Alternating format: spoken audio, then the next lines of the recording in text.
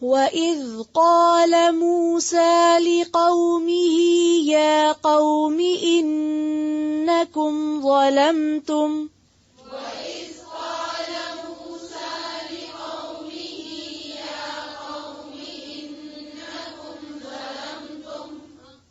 پھر سے پڑھیں، دیکھیں قَالَ کو قَالَا نہیں، لمبا نہیں کریں، پھر سے وَإِذْ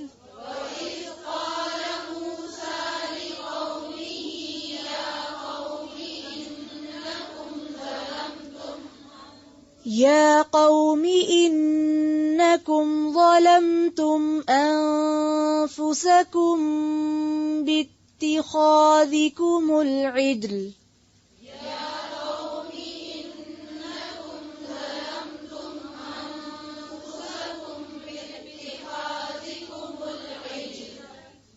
عجلا، پھر سے پڑھیں یا قومی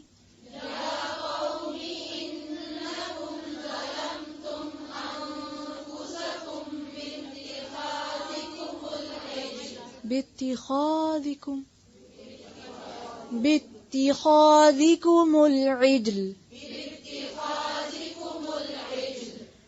يا قوم إنكم ظلمتم أنفسكم باتخاذكم العجل فتوبوا إلى بارئكم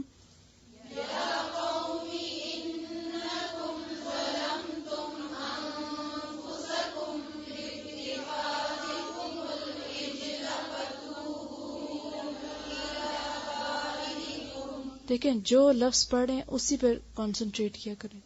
پھر سے پڑھیں.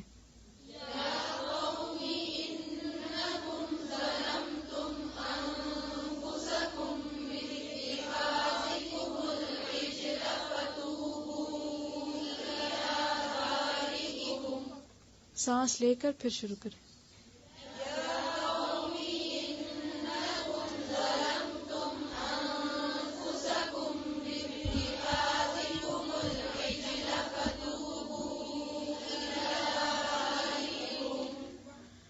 فتوبوا إلى بارئكم فاقتلوا أنفسكم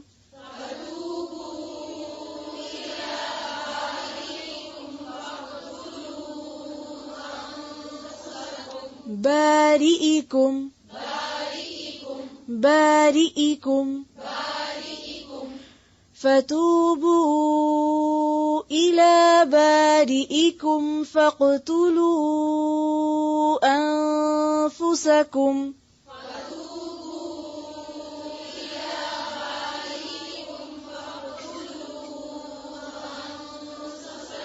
پھر سے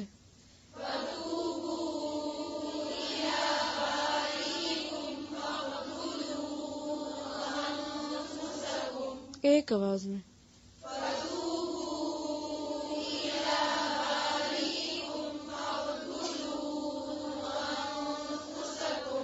ذلكم خير لكم عند بارئكم فتاب عليكم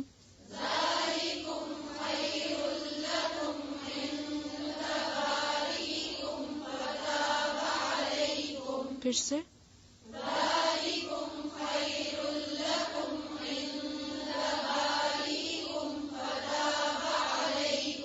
خير لكم جی را پہ جو پیش ہے اس کو پیش ہی پڑھیں، زبر نہیں. پھر سے ذالکم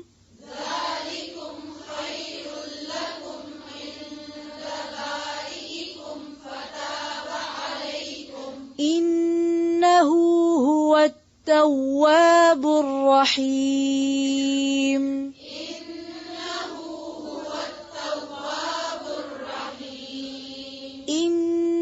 هو التواب الرحيم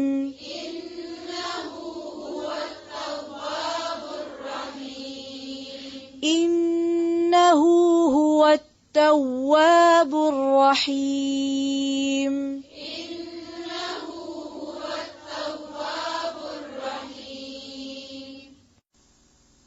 وَإِذْ قَالَ مُوسَىٰ، اور جب کہا موسیٰ علیہ السلام نے لِقَوْمِهِ اپنی قوم سے، یا قومی اے میری قوم، انکم بے شک تم نے، ظلمتم ظلم کیا تم نے.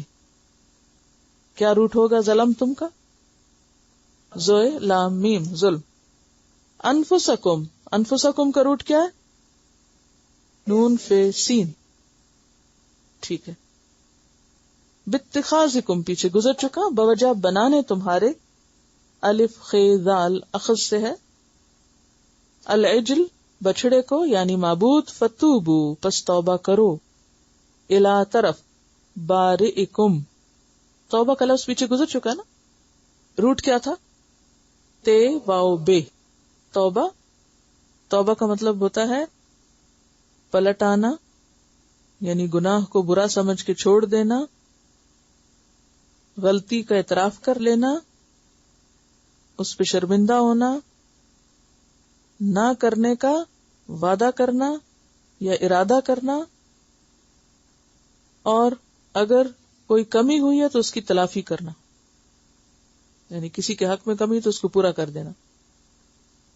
فتاب علیکم، لیکن اللہ تعالیٰ کے لیے جب یہ لفظ استعمال ہوتا ہے تو پھر مہربان. مطلب اس کا کیا ہے کہ جب بندہ پلٹتا ہے اللہ تعالیٰ بھی اس کی طرف رجوع کرتا ہے. اوفوا بعہدی اوفی بعہدکم فاذکرونی اذکرکم. ٹھیک ہے.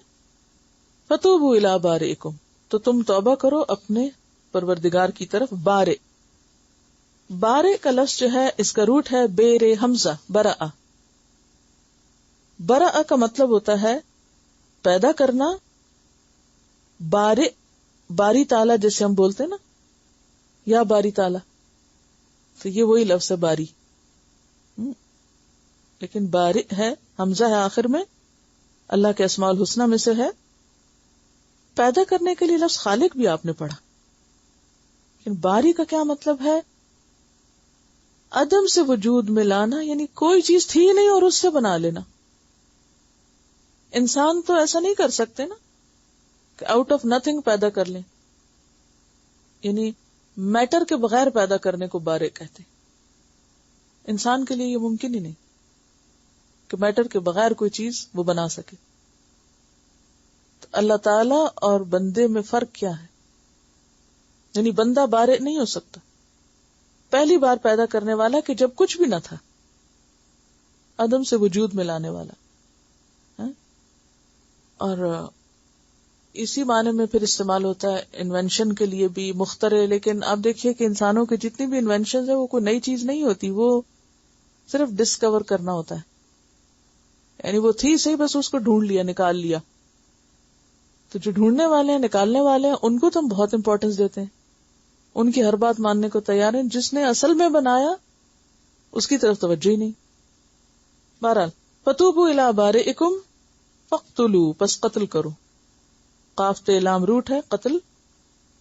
انفسکم ذالکم، یہ بات خیر لکم بہتر ہے تمہارے لیے، عند بارئکم تمہارے رب کے نزدیک، فتاب علیکم پس وہ مہربان ہوا تم پر، پس وہ پلٹا تمہاری طرف.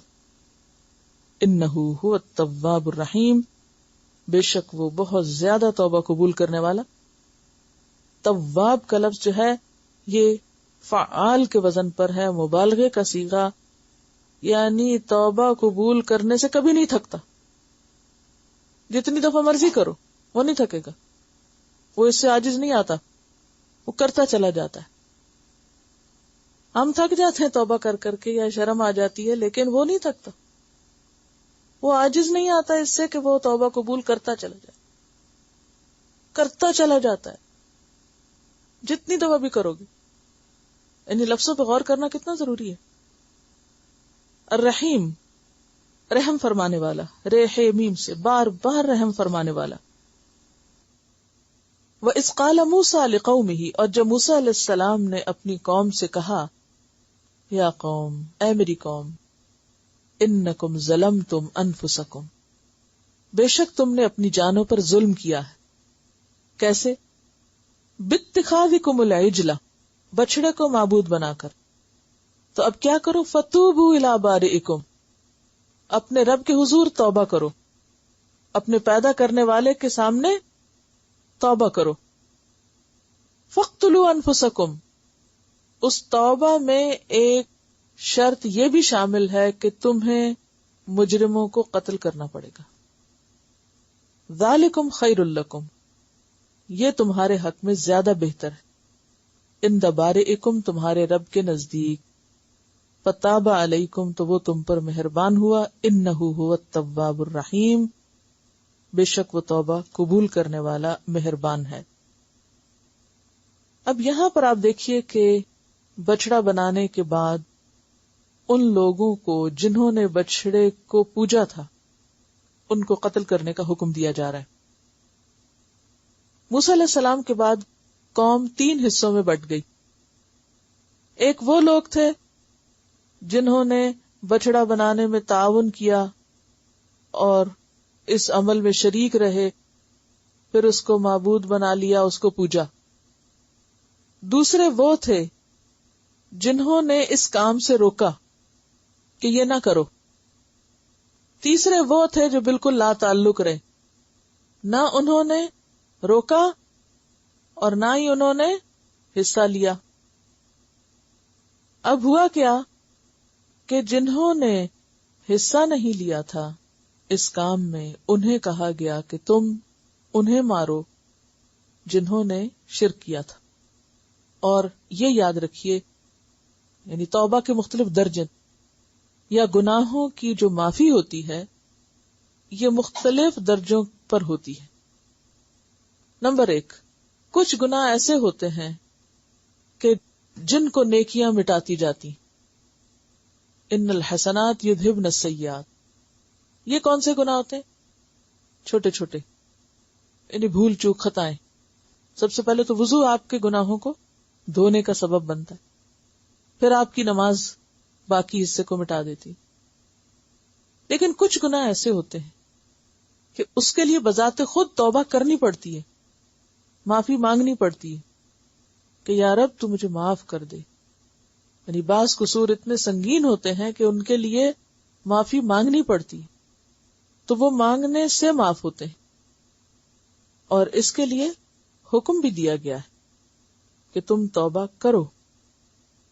حدیث میں آتا ہے، صحیح مسلم کی حدیث ہے، ان اللہ یبسط یدہ باللیل لیتوب مسیء النہار ویبسط یدہ بالنہار لیتوب مسیء اللیل.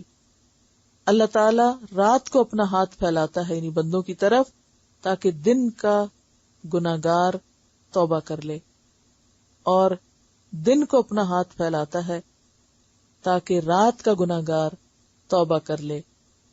حتی تطلع الشمس من مغربها، یہاں تک کہ سورج مغرب سے طلوع ہو جائے. جس دن سورج مغرب سے نکل آیا اس دن یہ کام ختم ہو جائے گا، پھر توبہ نہیں قبول ہوگی.